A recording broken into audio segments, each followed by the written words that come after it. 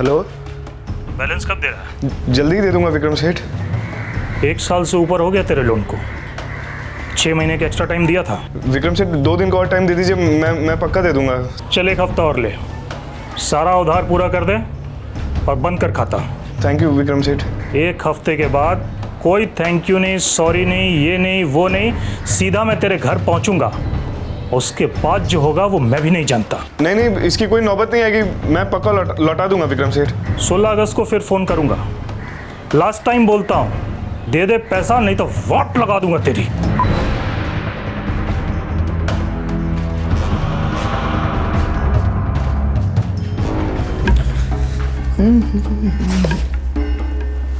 ओए मिस, भूत देखा क्या हो गया? नहीं, कुछ नहीं। अरे यार, तेरे चेहरे से साफ साफ दिख रहा है कुछ तो हुआ है। बोल क्या हुआ? मुंबई के मीरा रोड का रहने वाला एक युवक अमित बेहद परेशान था कि वो अपना एक प्राइवेट लोन कैसे चुकाएगा। महाजन की धमकी से अमित कांप गया था। उसके पास अपना घर और अपनी जान बचाने के लिए सिर्फ 1 ही हफ्ता बाकी था।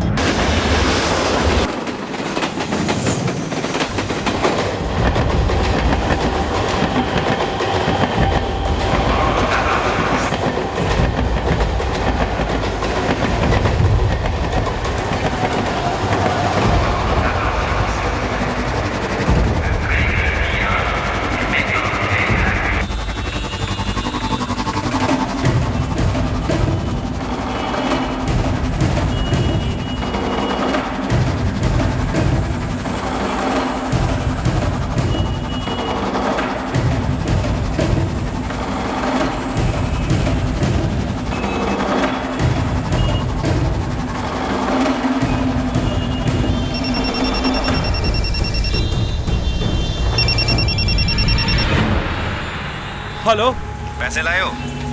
हाँ पैसे हैं मेरे पास। ठीक है, अब ट्रेन पे चढ़ जाओ और अंधेरी आ जा। अंधेरी? अरे मेरा बेटा है कहाँ? जितना बोला उतना कर। अंधेरी स्टेशन के स्काई वॉक पे खड़ा रह चुपचाप, फ्लाईओवर के पास। देखिए भाई साहब, प्लीज बताइए मेरा बेटा है कहाँ? मुझे एक बार रमेश से बात करनी है। हेलो। 17 अगस्त 2012 एक बेहद परेशान पिता माधव नारायण अपने अगवा किए गए बेटे की फिरौती की रकम लेकर घर से निकल पड़ा था। अपहरणकर्ता एक रिमोट कंट्रोल की तरह उसके मूवमेंट्स कंट्रोल कर रहा था। लाचार माधव नारायण अपने बेटे के लिए तरस रहा था।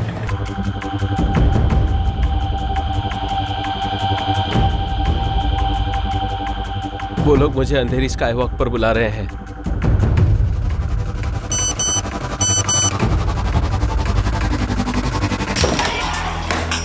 सर, बैंड्रा स्काई वॉक से अब उसे अंधेरी स्काई वॉक पर बुलाया गया है। इस बार भी कॉल नए नंबर से आया सर, और कॉल के बाद फ़ोन स्विच ऑफ कर दिया। उनको पता चल गया होगा कि माधव नारायण हमारे पास आ गया है, इसलिए सिम कार्ड बदल कर फ़ोन कर रहे हैं। आकर मुझे लड़के के बारे में फिक्र हो रही है। सर, हमारे कांस्टेबल माधव को घेरे हुए हैं। उनसे कहो 1 सेकंड के लिए भी नज़र नहीं हटनी चाहिए।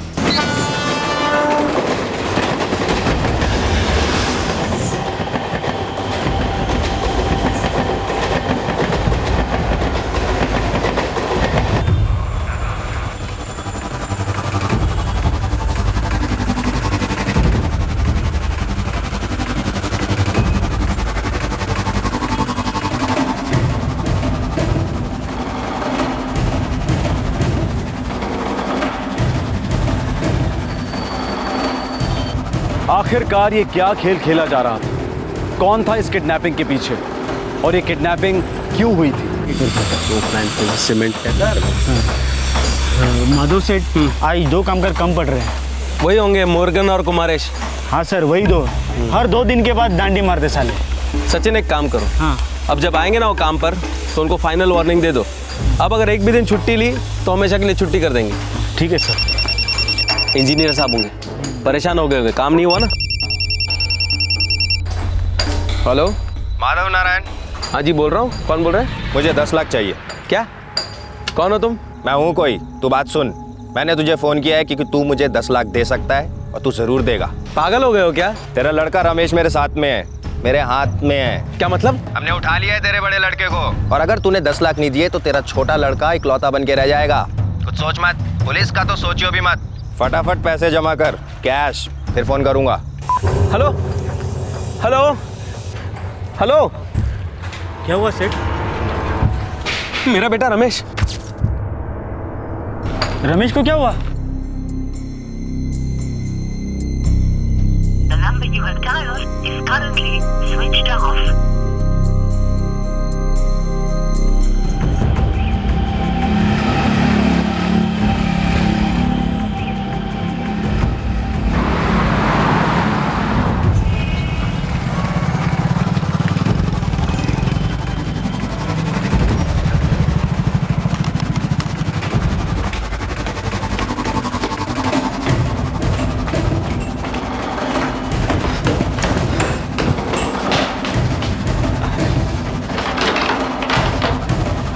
सेठ, उस अमित को फोन लगाओ ना, वो अपने रमेश के साथ ही रहते हैं ना।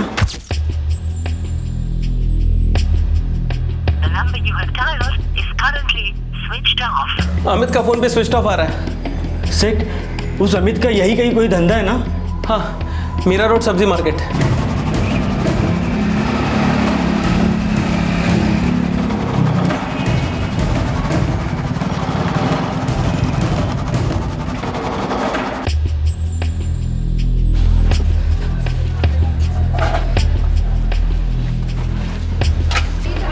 भाई अमित कहाँ मिलेगा? कौन, ये दुकान वाला अमित? हाँ यही। साहब ये तो आज आया नहीं, और कल भी इसकी दुकान बंद थी।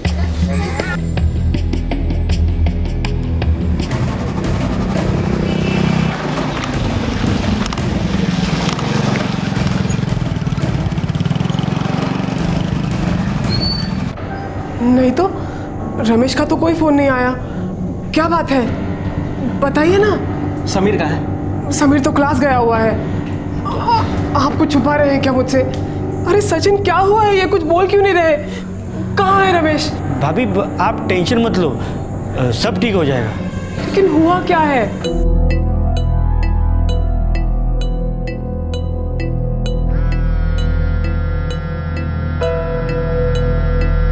क्या बात है पापा? तुम्हारी रमेश भैया से लास्ट कब बात हुई थी? वही कोई 2-4 दिन पहले। क्या हुआ रमेश भैया के साथ? कुछ नहीं, मैं बाद में फोन करके बताता हूँ बेटा। देखिए आप मुझसे सहा नहीं जा रहा है। अभी बताइए क्या हुआ है? मीरा, मुझे एक फोन आया। उस आदमी ने मुझे कहा कि उसने रमेश को किडनैप कर लिया है और मुझसे 10 लाख रुपए मांगे। हे भगवान, ये क्या कह रहे हैं आप? और भाभी, आपका मीरा रोड वाला फ्लैट भी बंद है और रमेश का सेलफोन भी स्विच ऑफ है। और पैसों के लिए जिस आदमी ने मुझे फोन किया था उसने मुझे कहा कि मुझे बाद में फोन करेगा, लेकिन अभी उसका सेलफोन स्विच ऑफ आ रहा है। आपने उस अमित से बात की? वो तो रमेश के साथ ही रहता है, उसे कुछ पता है क्या? अमित का फोन स्विच ऑफ है और उसकी दुकान भी 2 दिन से बंद है।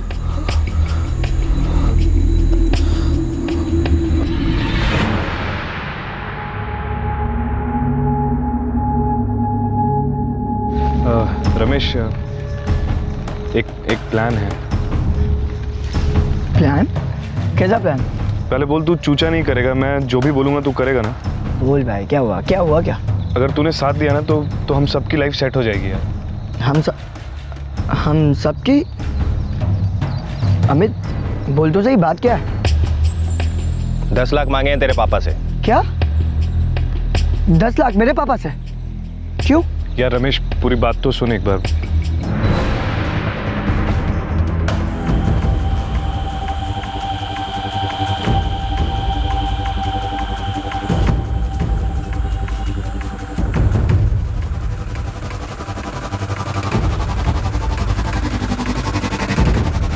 तुम लोग ऐसा सोच भी कैसे सकते हो? तुम लोग मेरे पापा को लूटोगे? यार समझने की कोशिश कर रमेश। 10 लाख में सिर्फ तेरी ही नहीं, हम सबकी लाइफ सेट हो जाएगी। लाइफ सेट हो जाएगी? और तू अमित, तू पागल हो गया? तू ऐसा सोच भी कैसे सकता है? मेरे पापा ने तेरे लिए कितना कुछ किया है, कितनी हेल्प की है, और उसके बाद भी तू ऐसे हरकत करेगा? हाँ यार रमेश, समझने की कोशिश कर यार।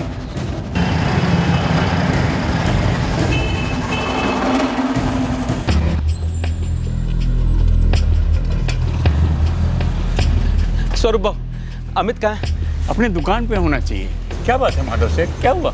मेरा बेटा रमेश किडनैप हो गया है, पैसों के लिए फोन भी आ गया है, रमेश का फ्लैट बंद है और आपके बेटे का मोबाइल स्विच ऑफ आ रहा है। हे भगवान, ये हो क्या रहा है? स्वरूप भाऊ, मुझे रमेश के लिए बहुत डर लग रहा है। माधव सेठ, मैं कसम से बोल रहा हूँ, मुझे कुछ नहीं मालूम।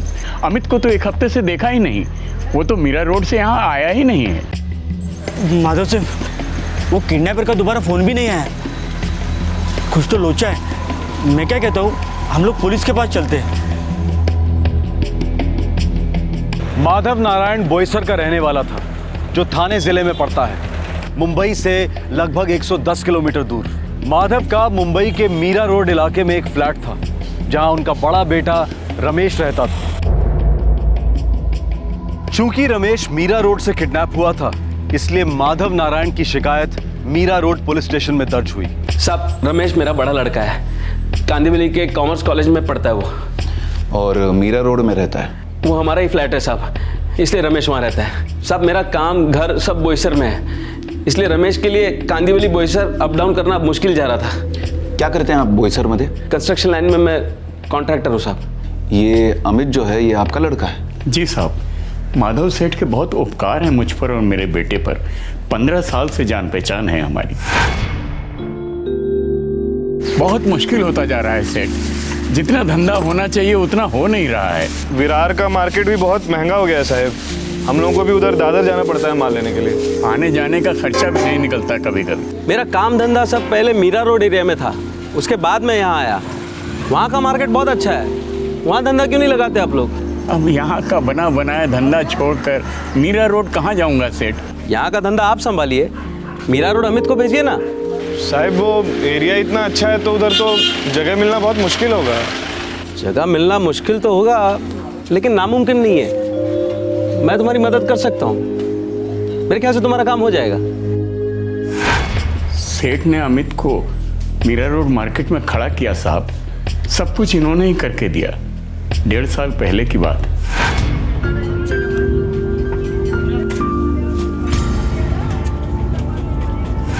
और अमित आपके बेटे रमेश के साथ रहने लगा? साहब, अमित के लिए भी बोईसर से मीरा रोड अप डाउन करना मुश्किल जा रहा था, तो उसी ने मुझे पूछा रमेश के साथ रहने के बारे में। मैंने भी सोचा मेरा लड़का अकेला रह रहा है तो। ये तो बहुत अच्छी बात है, रमेश भी अकेला नहीं पड़ेगा। अमित का सब्जियों का धंधा बहुत अच्छा चल रहा है। उसने कहा वो वहाँ मुफ्त में नहीं रहेगा, 5,000 रुपया देगा महीने का किराया। मैंने बोला ठीक है, ठीक ही है ना? हाँ हाँ, बिल्कुल ठीक है। उससे कहिएगा कि वो पैसे रमेश को ही दे दे। अब रमेश के भी तो अपने खर्चे हैं ना, क्लासेस और ये और वो। 12th के बाद मैं भी रमेश भैया और अमित भैया के साथ रहूँगा, वो मीरा रोड वाले फ्लैट में। वहीं अच्छे से कॉलेज में एडमिशन लूँगा और वहीं पढ़ूंगा। साहब, ये अमित पिछले 1.5 साल से मेरे लड़के रमेश के साथ रह रहा है। सर, रमेश और अमित दोनों के सेलफोन स्विच ऑफ बता रहे हैं, जैसा कि मिस्टर माधव ने कहा।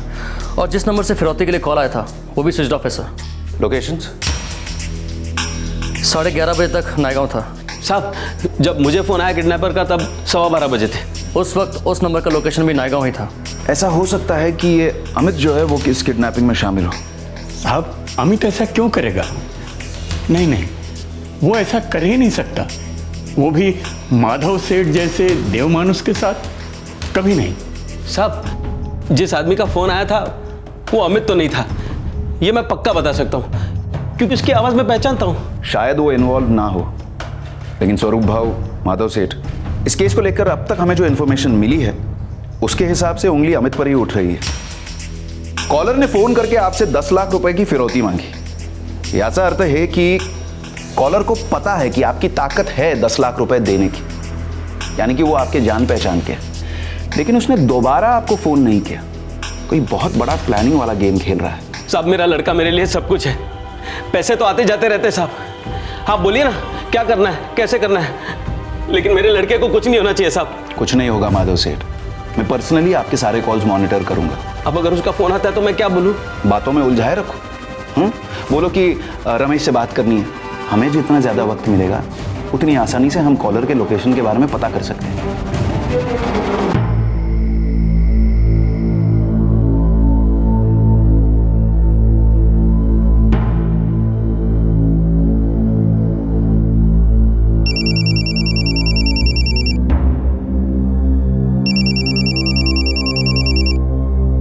हेलो माधव सेठ, रोकड़ा रेडी है? मेरे पास अभी 10 लाख पूरे नहीं है। तो हमारे पास भी रमेश नहीं है तुम्हारा। देखो, मेरे बेटे को कुछ मत करना, मैं तुम्हारे हाथ जोड़ता हूँ प्लीज। हाथ मत जोड़िए, मुट्ठी खोलिए सेठ, पूरे पैसे चाहिए।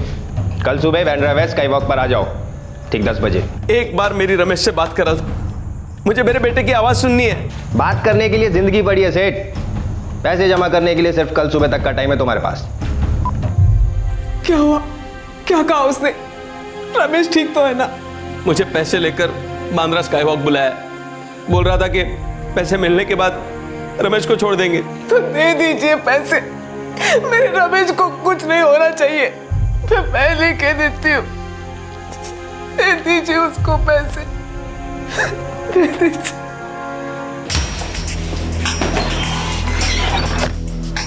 पालघर का कोई लोकेशन है सर, और कॉल के बाद फोन स्विच ऑफ कर दिया। ये एक आदमी का काम नहीं हो सकता वाड़कर, ये लोग अपना लोकेशन कंटिन्यूसली बदल रहे हैं। सर ये अमित माधव नारायण और उसकी फैमिली के काफ़ी क्लोज रहा है और 1.5 साल रमेश के साथ रहा है, फिर अचानक ये किडनैपिंग में क्यों शामिल होगा और ऐसे आदमी से फिरौती मांगेगा जिसने इसका पूरा धंधा जमा कर दिया। इस अमित का मोटिवेशन क्या हुआ होगा ये हम नहीं जानते।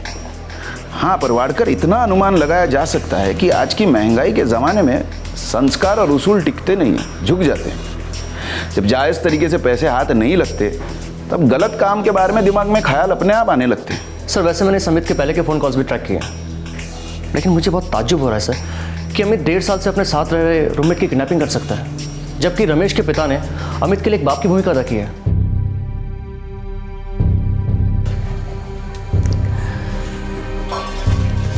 हमारा अमित ऐसा कर सकता है?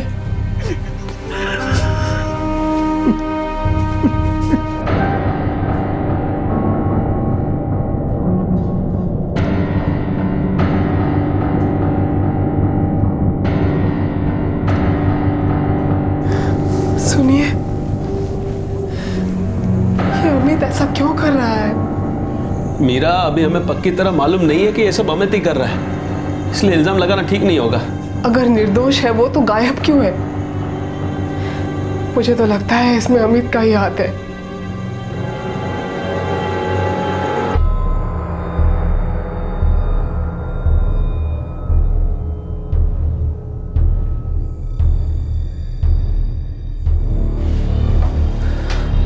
ताला खोलो। Yes sir.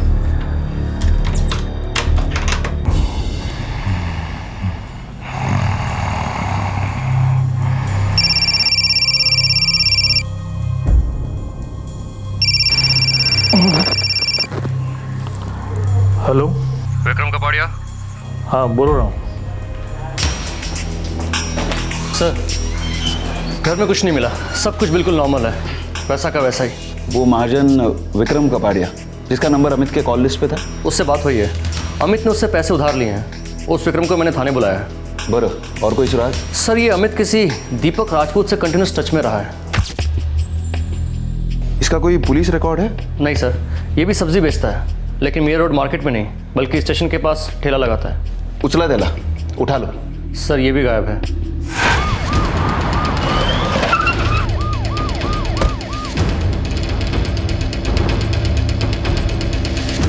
कुछ कहा वहाँ नहीं, बस चले गए। कब से गया है? आज सुबह से गए हैं। आज ठेला नहीं लगाया? शायद नहीं लगाए होंगे, मुझे तो कुछ बताते नहीं है ना, पता नहीं कहाँ गए होंगे। सर दीपक का सेलफोन भी स्विच ऑफ आ रहा है। कब से? आज सुबह से। Last location Naigaon. वाड़कर अब तो पक्का है कि ये अमित शामिल है और उसने अपने साथ साथ दीपक को भी शामिल किया किडनैपिंग में।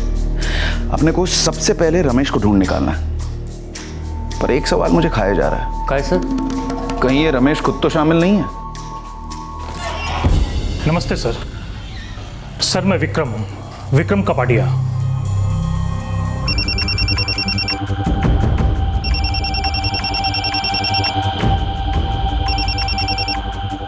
हेलो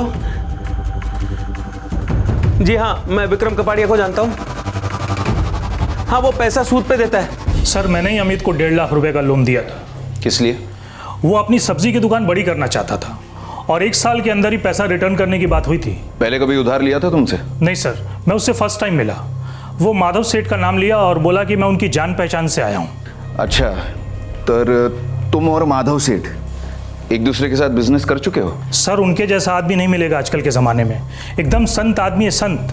अगर वो अमित उनका नाम नहीं लिया होता ना तो मैं उसको अपने पास खड़ा भी नहीं करता। तो ये अमित ने पैसे नहीं लौटाए तुम्हारे?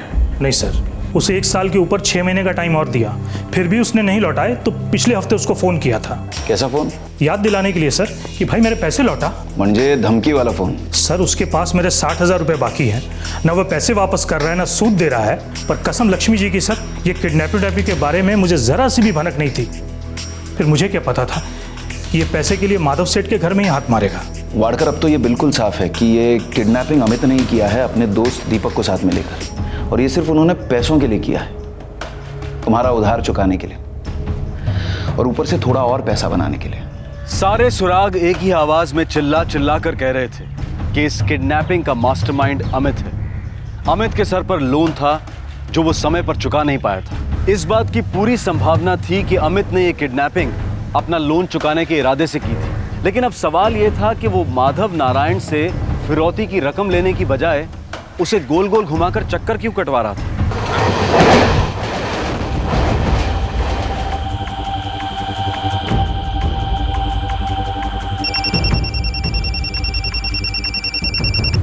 हेलो, रात 9 बजे जोगेश्वरी रेल यार्ड। अरे क्या गेम खेल रहे हो मेरे साथ? देखो ये नाटक बंद करो और मेरी रमेश से बात करो। मैंने ईमानदारी से पैसे जमा किए हैं ना तुम्हें देने के लिए। मैं भी ईमानदारी से बोल रहा हूँ सेठ, सब्र रखो, रमेश मिल जाएगा आपको आज रात 9 बजे।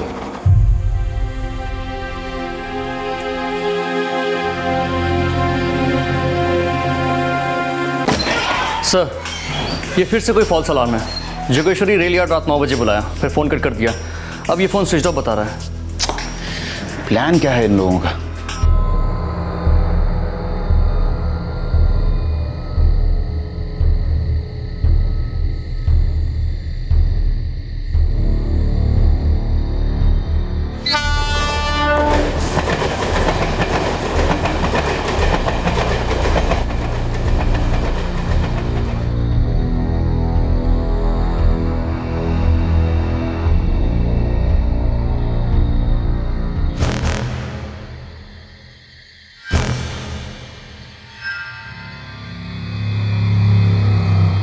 पैसे दो, पैसे दो जल्दी। मेरा बेटा रमेश कहाँ है? पैसे दो सेठ, लड़का घर पहुंच जाएगा। अरे एक बार मेरी बात तो करा दो उससे। पैसे नहीं दिए तो कभी बात नहीं होगी, जल्दी दो, जल्दी।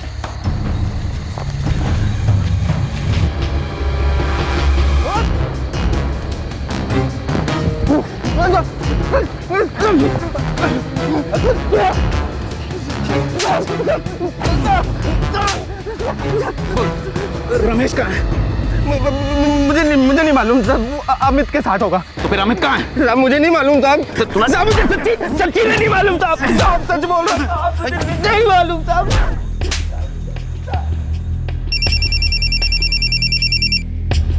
हेलो पापा। बेटा रमेश घर आया? नहीं पापा, अभी नहीं आया।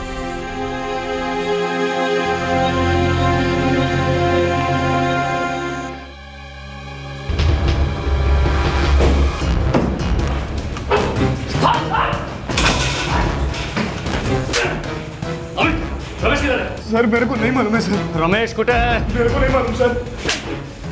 बोल रमेश कुटे है?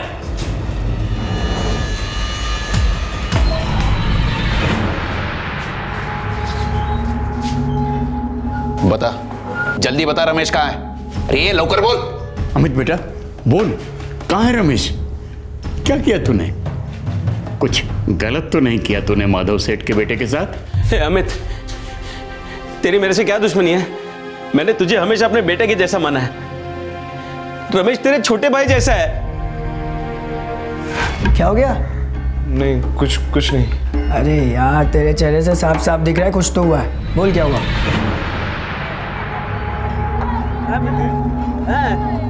इतनी जल्दी 60,000 रुपए कहाँ से लाएगा बे? पता नहीं यार, मेरी तो लग गई है यार दीपक, मैं बर्बाद हो जाऊंगा यार। अरे वो लड़का है ना, वो जिसके साथ तू रहता है। कौन? रमेश? हाँ, उसके बाप से उधार ले ले, तगड़ा आदमी है ना। नहीं यार, उनसे और पैसे नहीं मांग सकता यार। उन्हीं के कहने पे तो विक्रम सेठ ने मेरे को उधार दिया है। मैं उनसे और पैसे मांगूंगा, बड़ा अजीब सा लगेगा, और वो मेरे को पैसे देंगे भी नहीं। एक तरीका है उनसे पैसे निकलवाने का। क्या? उस रमेश को साथ में लेना होगा।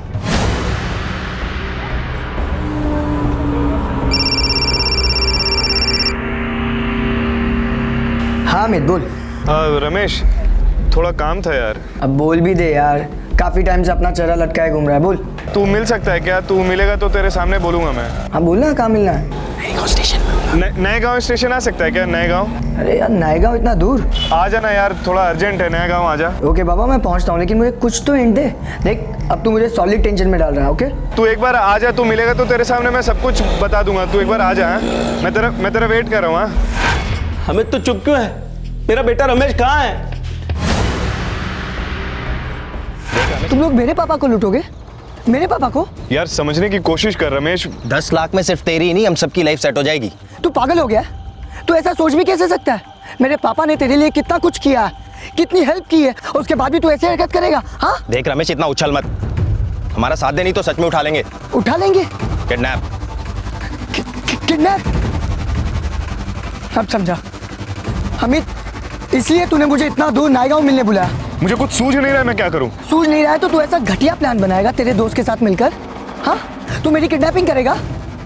तुम लोग पागल हो गए हो। पैसा नहीं मिला तो सच में पागल हो जाएंगे, डूब जाएंगे सबके सब। तुम लोग पागल भी हो चुके हो और डूब भी गए हो। तुम लोग को क्या लगता है तुम लोग मेरे पापा को लूटोगे और ऐसे मैं चुपचाप देखते रहूंगा?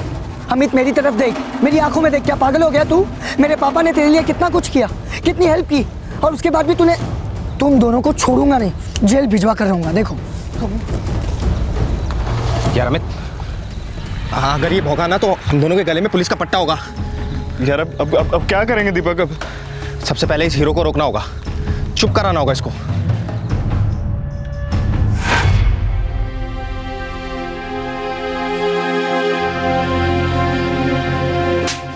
नीच, कमीने, एहसान फरामोश।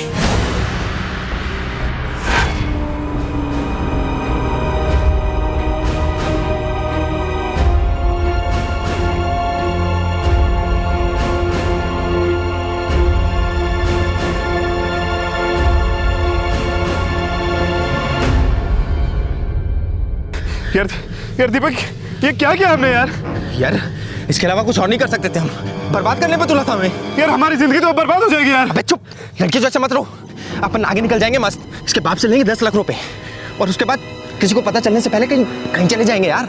बहुत होते हैं 10 लाख रुपए यार, आज करेंगे।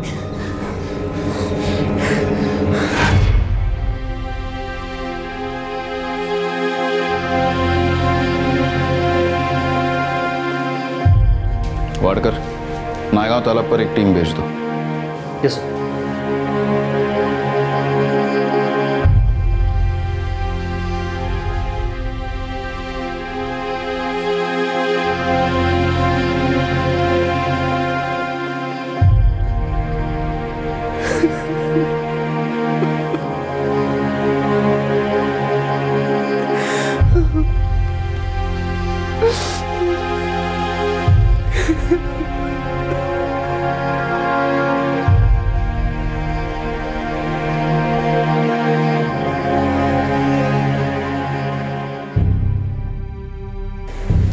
उस देव मानुस माधव सेठ के साथ ऐसा किया।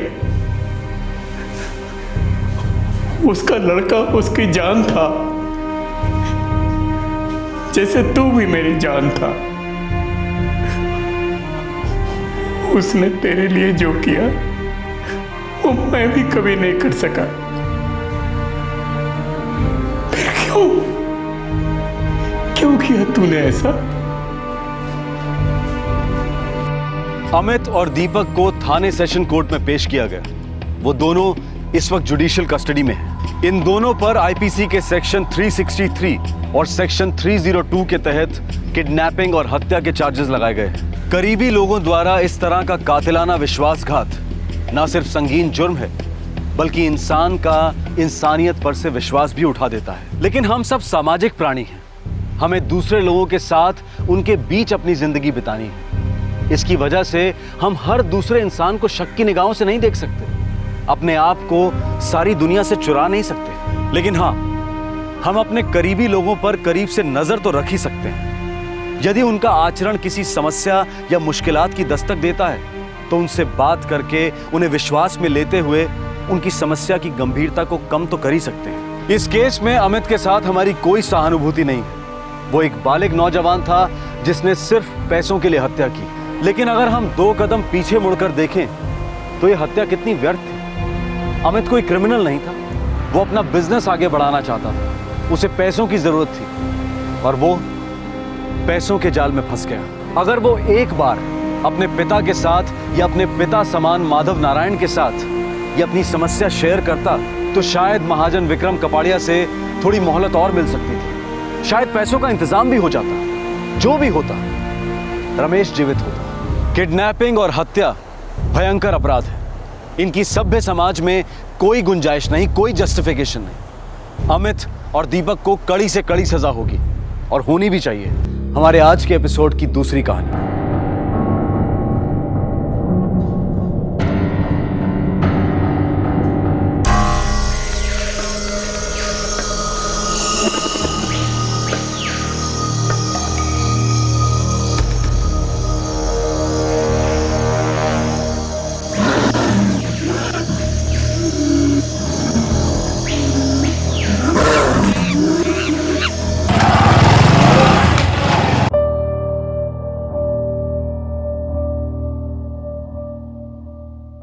ए मकरंद, तेरी क्लास तो 11 बजे शुरू होती है ना, तो इतने जल्दी क्यों निकलता है तू? आओ बाबा, मकरंद दादा नेशनल पार्क में तफरी करते हैं। तफरी? म्हणजे काय रे, जो इतनी सुबह तू रोज रोज जाता है? कुछ नहीं हो बाबा, बस मुझे वहाँ थोड़ी देर बैठना अच्छा लगता है। तुम अकेले ही बैठे हो वहाँ या कोई लड़की वड़की का चक्कर है? कुछ भी है, ये वर्षा ना फालतू की बकबक करती है और आप लोग ना फोकट की टेंशन लेते हो। मुझे ना क्लास जाने से पहले थोड़ी वॉकिंग करना अच्छा लगता है। पहले बोल रहे थे बैठना अच्छा लगता है और अभी बोल रहे हो वॉकिंग। दादा एक साथ, तुम्हारी क्लास तो ईस्ट में है ना, स्टेशन के पास में, तो फिर तुम इतनी दूर नेशनल पार्क क्यों जाते हो? हाँ बताओ। इस दादी अम्मा को बोल पढ़ाई करे और ना घर काम में ना तेरा हाथ बटाए।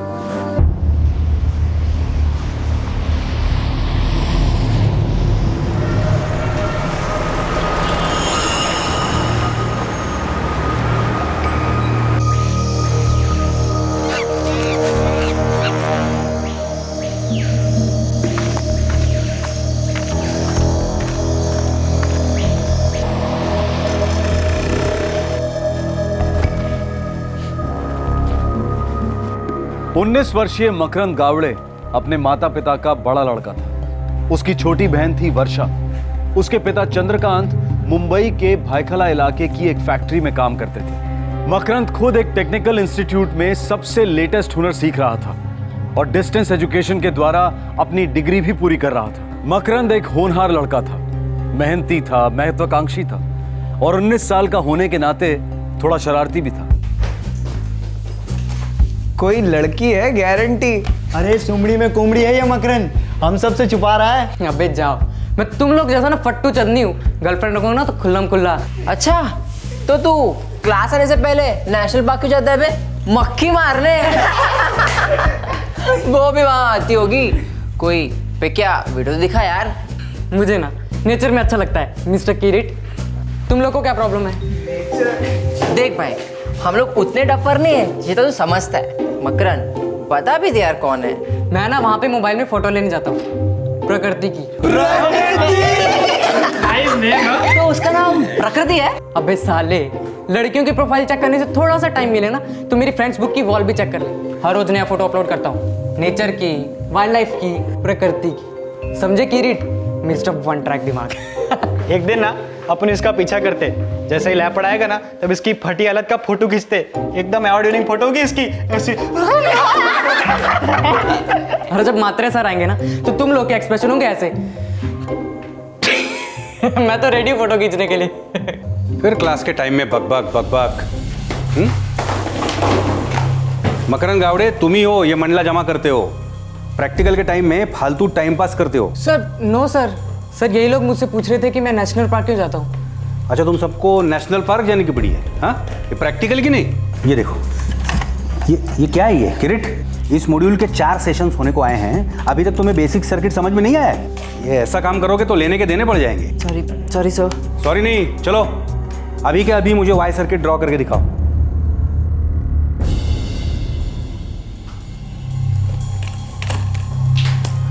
क्या हो रहा है भाई? किसका इंतजार हो रहा है? Y circuit, simple Y circuit. Sorry sir, नहीं आता। क्यों अपने माँ बाप के मेहनत का पैसा उड़ा रहे हो?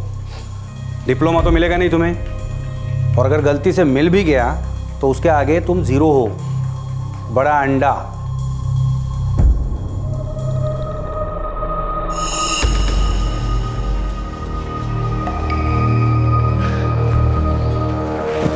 हाय पापा, ये तो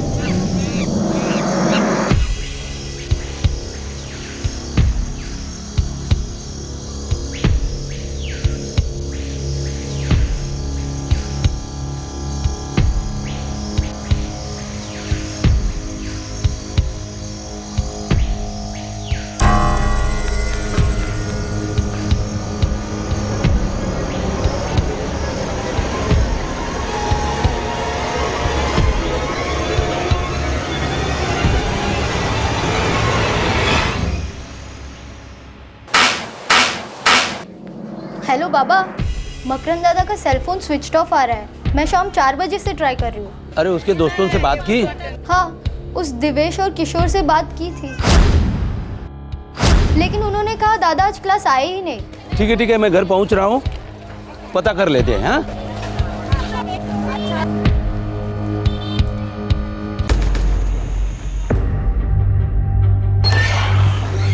सर, सिम कार्ड हैंडसेट से निकाला गया है। लास्ट लोकेशन ट्रैक करने में दिक्कत हो रही है। उसके क्लासमेट्स बता रहे थे कि वो आज क्लास में नहीं आया था। हो सर, कोई लड़की का चक्कर नेशनल पार्क के जंगल में मिलता था किसी से? नहीं हो साहब, हमने पूछा भी था उसको, बोला ऐसे ही वॉकिंग को जाता हूँ। ये लड़की बड़की का चक्कर नहीं साहब। मकरंद कभी झूठ नहीं बोलता।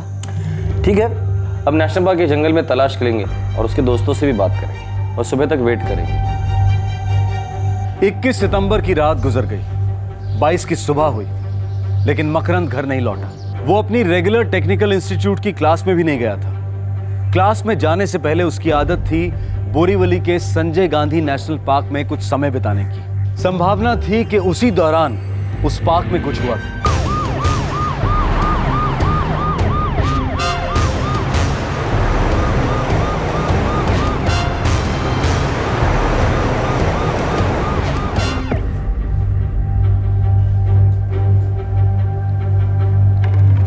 सर, जहाँ तक मुझे याद है मकर ने कभी क्लास को डांडी नहीं मारी है। मुझे भी कभी याद नहीं है सर। हमारा कोर्स तो है ही 1 साल का, तो हम सारी क्लासेस अटेंड करने की पूरी कोशिश करते हैं सर। नेशनल पार्क रोज जाता था, क्यों? पता नहीं सब, कभी ठीक से जवाब देता नहीं था। कभी बोलता था घूमने, कभी बोलता था फोटो लेने। किसी और से कभी कुछ बोला प्राइवेट में? No sir. नहीं सर। जी हाँ, मैं उनका टीचर हूँ। मोबाइल रिपेयरिंग के सभी मेन लेक्चर्स में लेता हूँ। मिस्टर म्हात्रे, आपको पिछले कुछ दिनों में कुछ अजीब लगा मकरंद के बारे में या बाकी स्टूडेंट्स के बारे में? बच्चे इंस्पेक्टर, थोड़ी बहुत तो मस्ती चलते रहती है उनकी। हाँ, ये मकरंद थोड़ा ज़्यादा मस्ती करता था, लेकिन काम में भी सबसे आगे था। अच्छा, मकरंद और बाकी स्टूडेंट्स के बीच में कोई अनबन हुई थी हाल ही के दिनों में? मुझे नहीं पता, और मुझे नहीं लगता ऐसा कुछ हुआ होगा।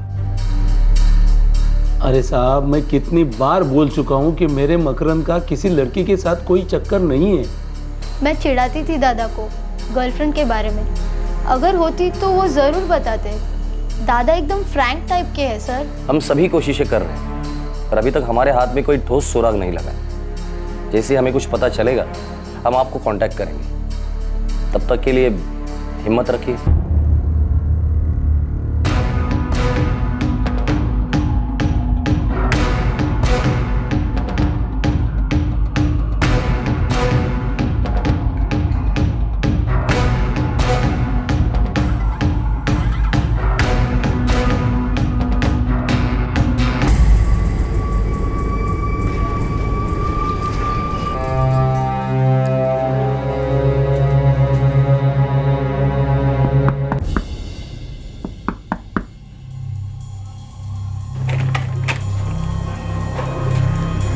बाबा, दादा को कुछ पता चला?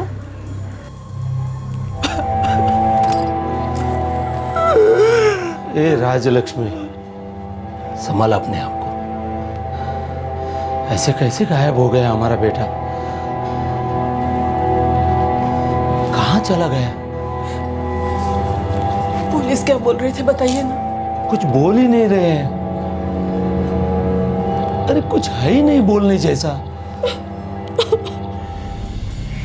यार अपने मकरंद को क्या हुआ होगा? पता नहीं यार गौरव, मुझे बार बार लग रहा है वो नेशनल पार्क में कुछ गोची हुई है। गोची? कैसी गोची? लेपर्ड। क्या? हाँ लेपर्ड, मतलब तेंदुआ। हो सकता है तेंदुआ ने अटैक किया हो, खा गया अपने मकरंद को। क्या बक रहा है बे? अरे न्यूज़ नहीं देखते क्या, पेपर नहीं पढ़ते? उधर ऐसा होते रहता है। कभी कभी तो तेंदुआ जंगल के बाहर भी आ जाता है। सर मकरंद गायब हुआ 21 सितंबर को। उसके 2-4 दिन पहले तक नेशनल पार्क में किसी भी जंगली जानवर की साइटिंग नहीं हुई है। मुझे क्या खाया जा रहा है पता है कुलकर्णी? उसका सिम कार्ड क्यों नहीं ट्रैक हो रहा है? क्योंकि उसका सिम कार्ड मोबाइल से निकाला गया है। सिंपल। तो ये तेंदुआ जंगली जानवर वाला एंगल ही ड्रॉप कर दो। कुलकर्णी ये किसी आदमी का काम है जिसने उसका सिम कार्ड निकाल कर रखा है। सर मकरंद के मोबाइल रिकॉर्ड सारे चेक किए, कुछ भी ऐसा नहीं मिल रहा है जिस पर डाउट जा सके। घर से भागने वाले टाइप का लड़का नहीं, कोई लड़की का चक्कर नहीं, ड्रग वर्क्स नहीं, ट्रेनिंग क्लासेस में सब कुछ ठीक है, कोई पुरानी दुश्मनी नहीं, कुछ नहीं है। तो फिर इस लड़के के साथ हुआ क्या होगा कुलकर्णी?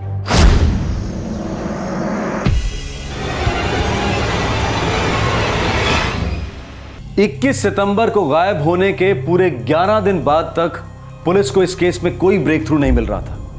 और फिर आई खबर मकरंद गावड़े की।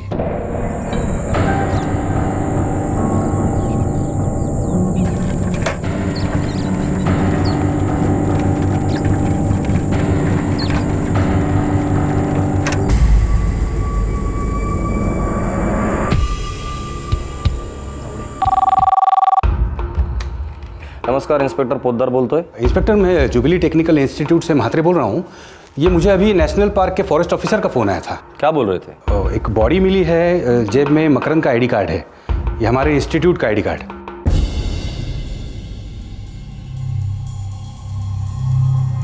यार मात्रे सर कह रहे थे कि बॉडी सिर्फ हाफ मिली, बाकी।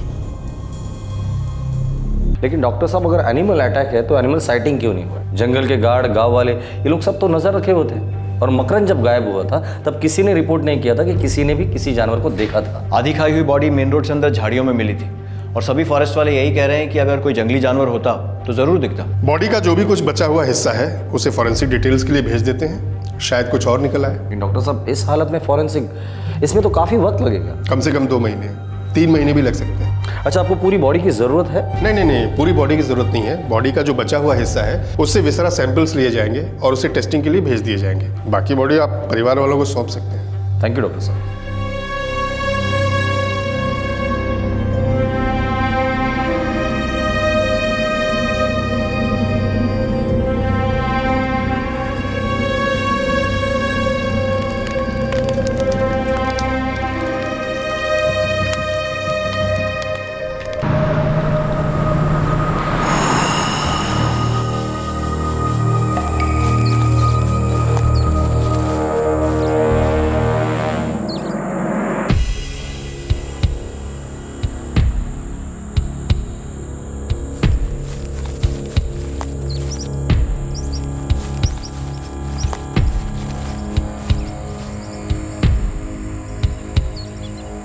लड़के के पैंट के जेब से हमें बटुआ मिला जो बुरी तरह फटा हुआ था, लेकिन कुलकर्णी, उसके मोबाइल का कोई भी पार्ट नहीं मिला। सर कुछ लोगों की आदत होती है, मोबाइल फोन पैंट की जेब की बजाय शर्ट के पॉकेट में रखते हैं।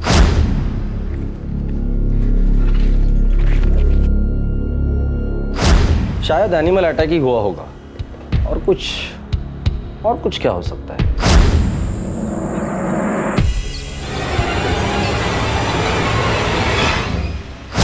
फिर भी एक डाउट क्लियर नहीं हो रहा है। क्या सर? हमें इतने दिनों तक मकरंद की लोकेशन नहीं मिली और इसके लिए उसकी बॉडी नहीं मिली। और लोकेशन इसलिए नहीं मिली क्योंकि सिम कार्ड नहीं मिला। क्या मकरंद का सिम कार्ड सिर्फ इसलिए निकाला गया था ताकि हम लोग वहां तक ना पहुंचे, जानबूझकर? अगर जानबूझकर किया गया है तो सर फॉरेंसिक रिपोर्ट का इंतजार करना होगा। अगर उसमें एनिमल अटैक नहीं साबित होता है तो मतलब अपने हाथ कोई खतरनाक केस है सर।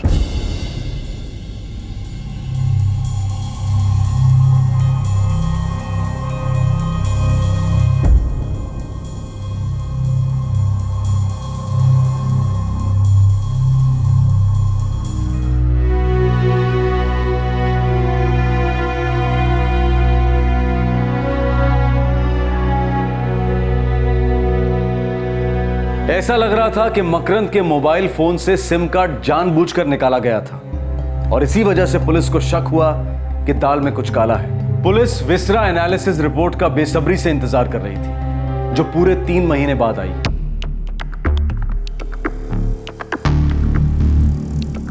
कुलकर्णी, हमारा शक बेबुनियाद नहीं था।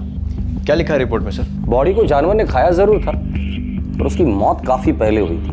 इस मकरंद ने या तो सुसाइड किया है या उसका मर्डर हुआ है, और उसके बाद आधा शव जानवर ने खाया है। सर, लड़का खुशमिजाज था, सब कुछ ठीक ठाक चल रहा था, फिर सुसाइड क्यों करेगा? यस कुलकर्णी, ये मर्डर ही है।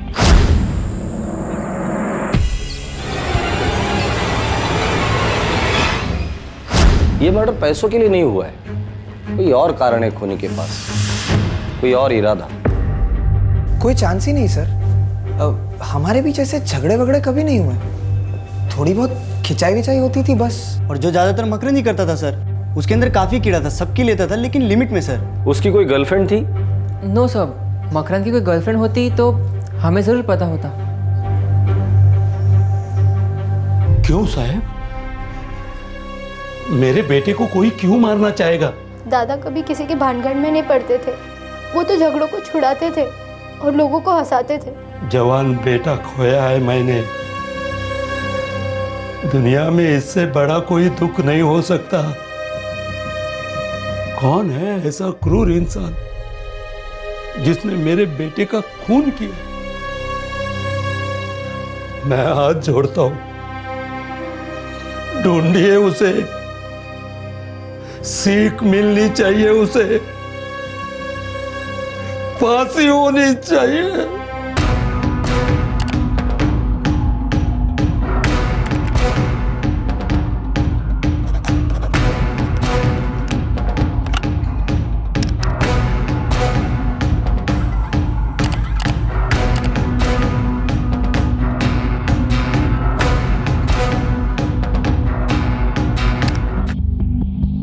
सर, अभी तक कुछ भी नहीं।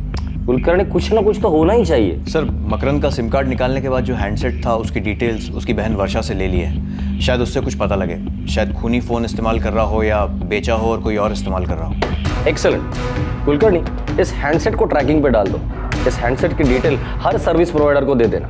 उसे स्पेशल रिक्वेस्ट करो कि इसे ट्रैकिंग करने में हमारी मदद करें।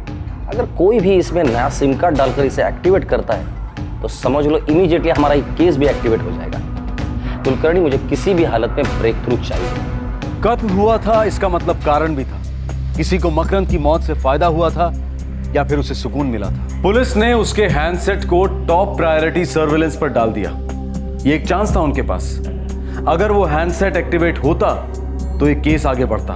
दिन हफ्ते बने, हफ्ते महीने, लेकिन इस हैंडसेट की कोई खबर नहीं थी। ऐसा लग रहा था कि आखिरकार इस केस की फाइल बिना सॉल्व हुए ही क्लोज हो जाएगी। लेकिन मई 2012 मकरंद के कत्ल के पूरे 8 महीने बाद इस केस में एक मेजर ब्रेक थ्रू मिला।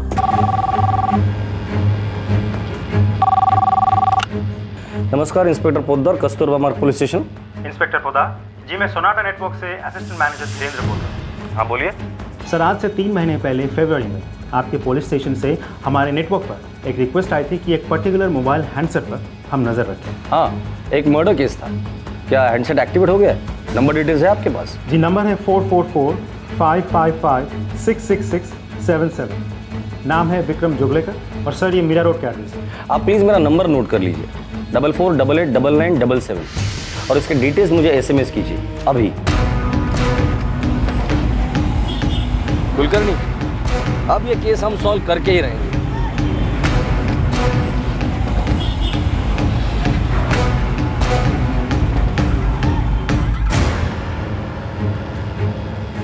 हो साहब, ये एड्रेस मेरा ही है और ये जो सिम कार्ड है जिसका नंबर 4445556677 है, ये मेरी दुकान से इशू हुआ था।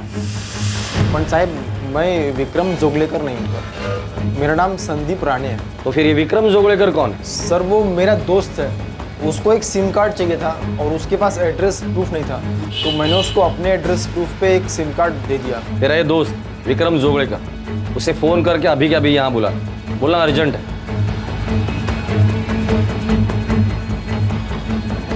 हाँ विक्रम, मैं भी दुकान पे आना जल्दी, अर्जेंट।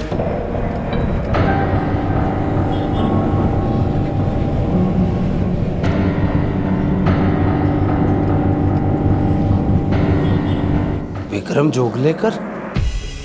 नहीं, हमने कभी नहीं सुना ये नाम। काय झालं बाबा? पुलिस वालों को कोई विक्रम जोगलेकर मिला है जो हमारे मकरंद का फोन वापर रहा था। लेकिन मकरंद दादा के मुंह से ये नाम तो कभी सुना नहीं। साहब, ये विक्रम।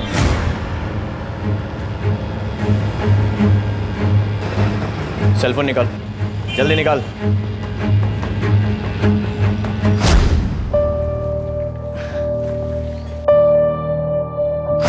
तेरा मकरंद गावड़े से क्या कनेक्शन है? कौन मकरंद गावड़े साहब? हाय शपथ साहब, मकरंद गावड़े कौन है मुझे नहीं पता। ये फोन मकरंद गावड़े का है, तुम्हें कहाँ मिला? ये फोन मुझको मिला साहब। मिला? हाँ मिला? कसम से साहब, नेशनल पार्क में पड़ा मिला। नेशनल पार्क बहुत बड़ा है। एग्जैक्ट लोकेशन बोल। वो तो मुझे याद नहीं साहब, बस मैं नेशनल पार्क से चला जा रहा था साहब, तो मुझे वही पड़ा मिला और मैंने उठा लिया। तू नेशनल पार्क क्यों गया था और कब गया था? कई महीने पहले की बात है साहब, मुझे ठीक से याद नहीं साहब। ए रो देख, 8 महीने पहले सितंबर में मकरंद गावड़े का मर्डर हुआ था और साथ में उसका मोबाइल फोन भी गायब हो गया था जो अब तू इस्तेमाल कर रहा है। अब तू बोल, कुछ याद आ रहा है तुझे या हम याद दिलाएं? साहब वो जल्दी बोल। साहब मुझे फोन मेरे दोस्त ने दिया साहब। कौन दोस्त? किरीट मापसेकर नाम है उसका। सर मकरंद के साथ जुबली टेक्निकल इंस्टीट्यूट में पढ़ता था। तो तू क्लास आने से पहले नेशनल पार्क क्यों जाता है बे? मक्खी मारने। अक्टूबर में, और उसने मुझे फोन देके बोला कि जब तक वो ना कहे तब तक मैं इसे यूज ना करूं। किरीट मापसेकर,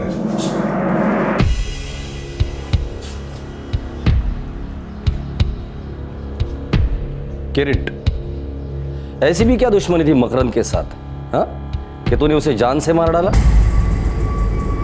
क्या हो रहा है भाई? किसका इंतजार हो रहा है? Y circuit, simple Y circuit. Sorry साहब, नहीं आता। क्यों अपने माँ बाप के मेहनत का पैसा उड़ा रहे हो? डिप्लोमा तो मिलेगा नहीं तुम्हें, और अगर गलती से मिल भी गया तो उसके आगे तुम जीरो हो, बड़ा अंडा। अपनी बॉडी भी एक सर्किट डायग्राम है, हर कोने में खून पहुंचना चाहिए, खासकर ये भेजे में। कान पकड़, 20 दंड बैठक निकाल, देख भेजा स्टार्ट हो जाएगा। Sorry sir. 20 दंड बैठक।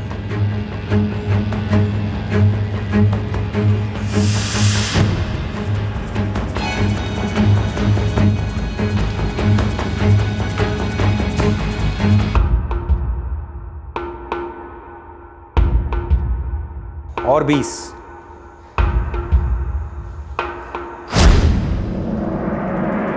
मकरंद की वजह से तो तुम्हें पनिशमेंट नहीं मिला था? नहीं, उसकी वजह से मुझे पनिशमेंट नहीं मिला था, लेकिन वो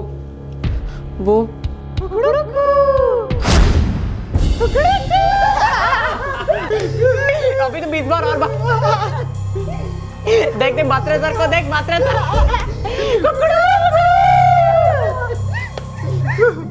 अरे मकरंद यार, प्लीज डिलीट कर देना, आप बहुत हो गया मजाक यार। अबे इतना पुछ क्यों कर रहा है? मकरंद यार देख, ईमानदारी से बोल रहा हूँ, डिलीट करना यार, किसी को मत दिखा। अभी नहीं करता, क्या कर लेगा?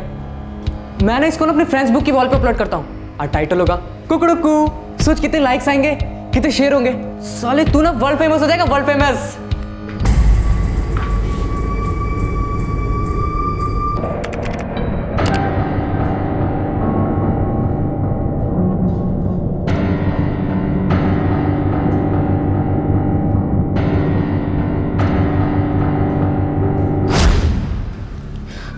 वो टॉर्चर कर रहा था सब। मैं सुबह उठ के लॉग ऑन करता, नींद से जाग के लॉग ऑन करता, ये देखने के लिए कि मकरंद ने वो वीडियो नेट पे डाल तो नहीं दिया, वायरल हो जाएगा तो लोग मेरा मजाक उड़ाएंगे तो। मैंने उसके सामने बहुत बार हाथ जोड़ा, मकरंद मत कर मत कर। वो और जोर से हंसता गया और ये कहता गया कि वो वो एक ना एक दिन ये वीडियो फेसबुक पर डाल देगा। मैं डरता रहा, डर बढ़ते क्या मैंने सोच लिया आज तक हो, अब इसका चैप्टर खत्म ही कर डालता हूँ।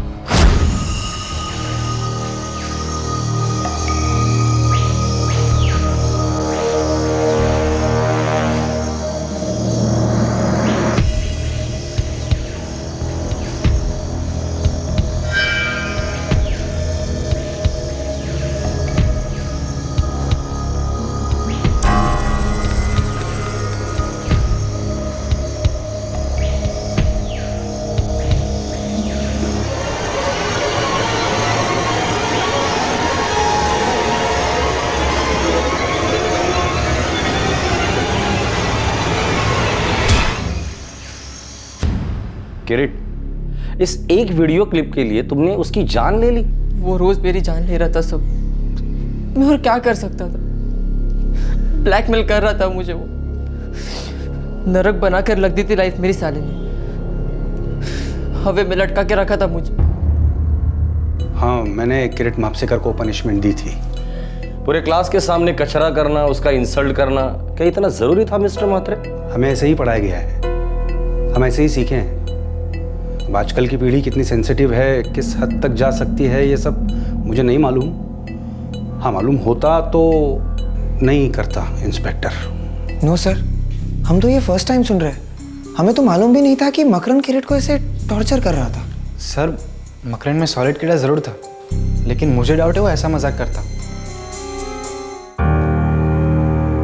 शक्यच नाही साहेब, आमचा मकरन ऐसा कर ही नहीं सकता। ये किरीट है ना, ये झूठ बोल रहा है। मकरन दादा सबको हंसाते थे, लेकिन ऐसे दूसरों पर मजाक करके नहीं हंसते थे। दादा किसी को इतना सताएंगे कि वो दादा का खून करेगा, ऐसा हो ही नहीं सकता। माझा मकरन खूप चांगला होता साहेब, वो सबकी मदद करता था, हम सबके लिए कुछ अच्छा करना चाहता था। वो ऐसे कैसे कर सकता है? मकरंद का सेल फोन हम लोगों ने फॉरेंसिक लैब में भेज दिया, वो लोग सारा डेटा रिट्राइव करेंगे, तब हमें पता चलेगा कि मकरंद ने ऐसा कोई वीडियो बनाया भी था या नहीं। गावड़े साहब, सच तो सामने आकर ही रहेगा।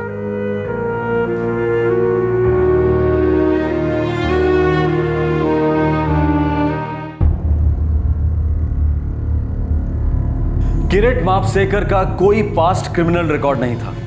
पुलिस ने उसके स्टेटमेंट और उसके इकबाले जुर्म को नोट किया और उसे हिरासत में ले लिया। उस पर चार्जेस तो फाइल हुए हैं, लेकिन किरीट अब बेल पर बाहर है और पुलिस को इंतजार है मकरंद के सेल फोन की फॉरेंसिक रिपोर्ट का।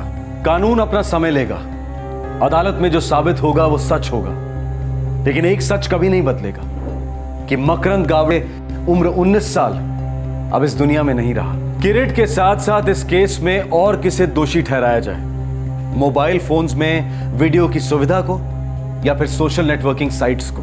अंग्रेजी में एक कहावत है, डोंट शूट द मैसेंजर, जिसका मतलब बनता है कि सच का संदेशा लाने वाले को मार डालना व्यर्थ है। कोई भी सोशल नेटवर्किंग साइट, कोई सोफिस्टिकेटेड सेलफोन किसी उपभोक्ता के विचार नहीं पढ़ सकता, उसके मन में पनप रहे नासूर को पहचान नहीं सकता। इसलिए बेहद जरूरी हो जाता है कि इंटरनेट को बहुत सावधानी और बहुत समझदारी के साथ इस्तेमाल किया जाए। हम जब भी कोई नया टीवी, फ्रिज, वॉशिंग मशीन या एसी अपने घर लेकर आते हैं तो उसके साथ एक यूजर मैनुअल आता है। अक्सर एक टेक्नीशियन डेमोन्स्ट्रेशन देकर उस प्रोडक्ट के बारे में आपको सरल शब्दों में समझाता है और उसे इस्तेमाल करने का तरीका बताता है। सोशल नेटवर्किंग साइट्स पर भी उनके ऑनलाइन मैनुअल्स होते हैं, डिस्क्लेमर्स होते हैं, अग्रीमेंट्स होते हैं। हर जिम्मेदारी को, हर खतरे को डिटेल में लिखा जाता है। ज्यादातर साइट्स के पास बेहतरीन सिक्योरिटी सिस्टम होते हैं जिससे दुरुपयोग रोका जा सकता है और अगर हो तो सख्त कार्रवाई भी की जा सकती है। जरूरत है कि बच्चों, माँ बाप, बुजुर्गों